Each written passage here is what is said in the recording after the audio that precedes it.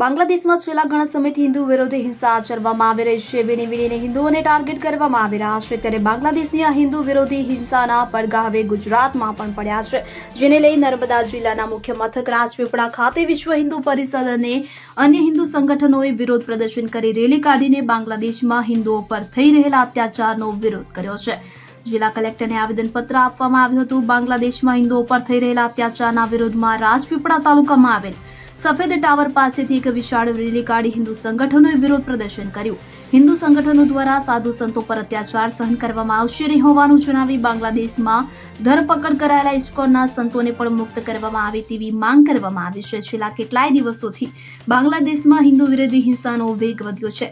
ઇસ્કોનના પ્રતિષ્ઠિત સંતોને વોરંટ વગર જ પોલીસ પકડીને લઈ જઈ રહી છે અને રાષ્ટ્રદ્રોહ તથા ઈશનિંદા જેવા ખોટા આરોપો પણ લગાવવામાં આવી રહ્યા છે. તાજેતરમાં જ હિન્દુઓના પવિત્ર 3 મંદિરો પર ઇસ્લામી ટોળાએ હુમલો પણ કર્યો હતો. સ્વામિનારાયણ સંપ્રદાયના સ્વામીએ હવે આપણે હિન્દુઓની વસ્તીમાં વધારો કરવો પડશે, જેથી ભારતમાં પણ બાંગ્લાદેશ જેવી પરિસ્થિતિનું નિર્માણ થઈ શકે છે હોવાનું જણાવ્યું હતું. જો કે ભારતના હિન્દુઓ કાયર છે નહીં અને રહેવાના પણ નથી. જરૂર પડે ત્યારે માળા ફેરવવા વાળા ભાલા પણ ફેરવી જાણે છે હોવાનું જણાવ્યું હતું.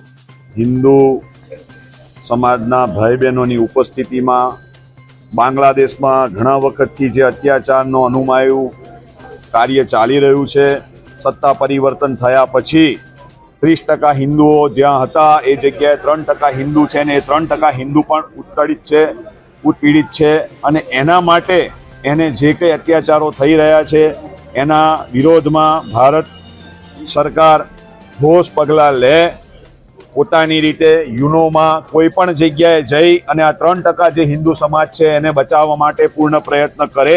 એના અનુસંધાન રૂપે આજે અમે કલેક્ટર શ્રી નર્મદાને આવેદનપત્ર આપ્યું છે. સાથે તમામ સાધુ સંતો અને તમામ હિન્દુ ભગીની સેનાઓના તમામ હોદ્દેદારો પણ ઉપસ્થિત છે.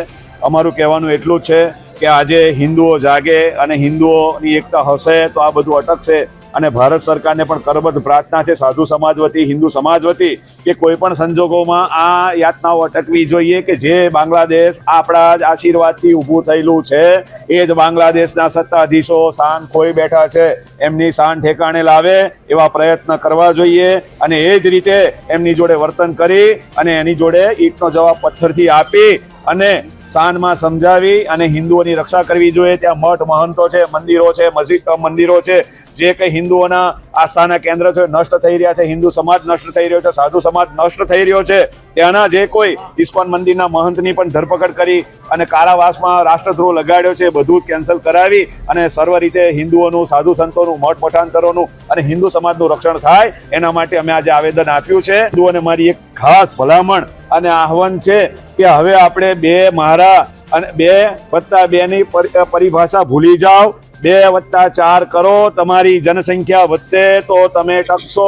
બાકી તમારા માટે જે બાંગ્લાદેશની પરિસ્થિતિ છે એ કાલે અહીં પણ આવીને ઊભી રહેશે. તમારી જનસંખ્યામાં વધારો કરો ને કરો અને આગળ આવો અને હિન્દુઓની એકતા માટે કામ કરો એવી મારી અભ્યર્થના. અસ્તુ. ધન્યવાદ. સિદ્ધેશ્વર સ્વામી, રાજપીપળા, સ્વામિનારાયણ ગુરુકુળ. જ્યોતિ જગતાપ સાથે સીન 24 ન્યૂઝ, રાજપીપળા. હવે જુઓ દેશ દુનિયાની તમામ ખબરો તમારી આંગળીના ટેરવે. ઉઠાવો મોબાઈલ અને ગૂગલ પ્લે સ્ટોર પરથી ડાઉનલોડ કરો અમારી CN24 ન્યૂઝ મોબાઈલ એપ.